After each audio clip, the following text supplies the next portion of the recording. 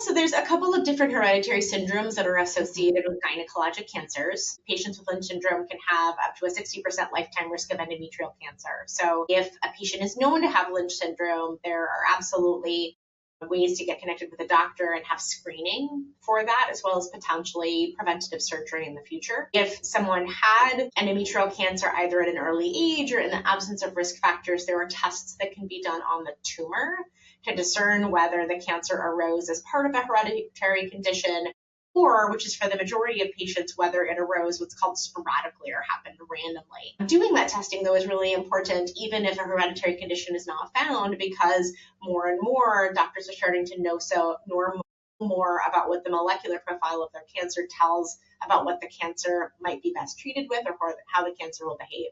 For ovarian cancer, probably about 15 to 20% of ovarian cancers will arise in a patient who does have an inherited mutation that increased their risk for cancer.